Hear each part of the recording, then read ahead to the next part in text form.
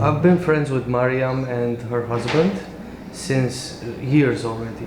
So they're like my personal friends. This is not a project that I was hired on per se, right?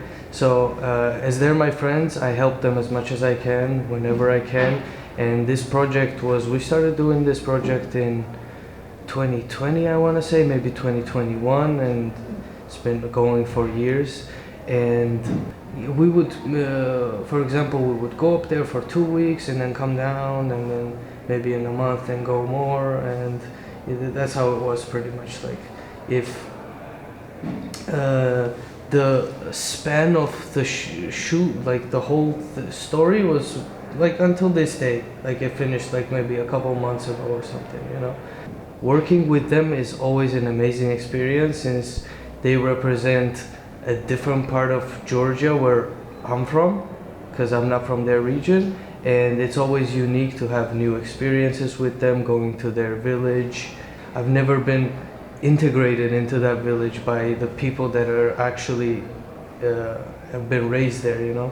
She is like the key to this small village, like mentally, and if you want to talk with the people, like if you have Mariam with you, you can talk with anyone pretty much, because she knows everyone.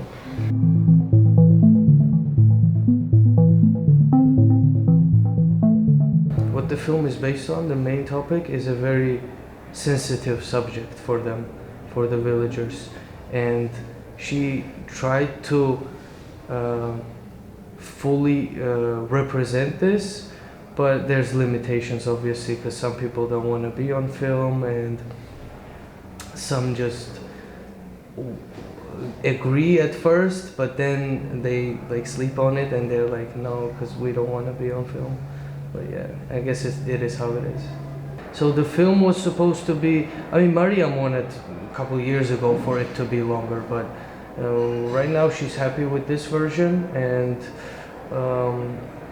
I asked her why she decided to make it shorter, and the answer is like obvious, because some people, as I've said already, decided not that they don't want to be in the film, and it's vital for the film, for continuity obviously, to have these characters. You can't just suddenly have a character and then they disappear, you know. So to not leave any questions, this is the version that we ended up getting. So yeah, like maybe you get the idea that like everyone is like that and those traditions are like sacred rules, but it's not quite like that, you know. There's a spectrum obviously, and some people adhere more to these traditions and some less, but yeah, still the tradition is there, and most people try to follow it, I guess.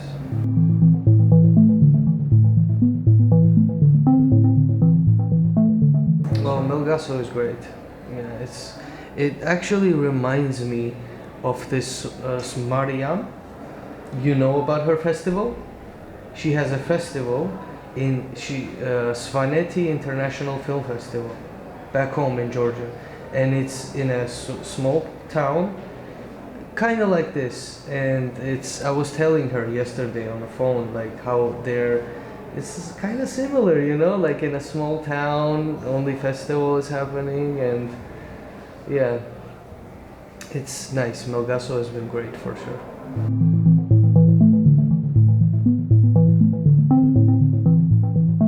It's much easier. I think it's much easier.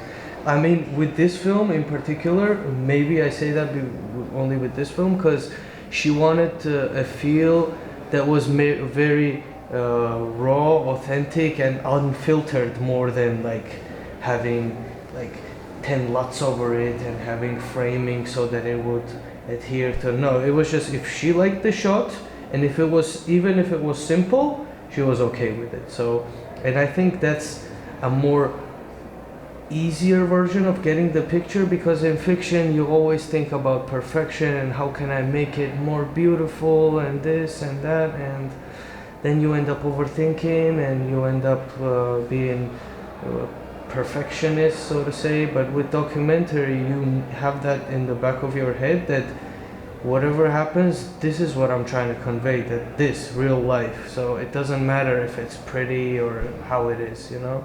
As long as it's real, you're okay with that.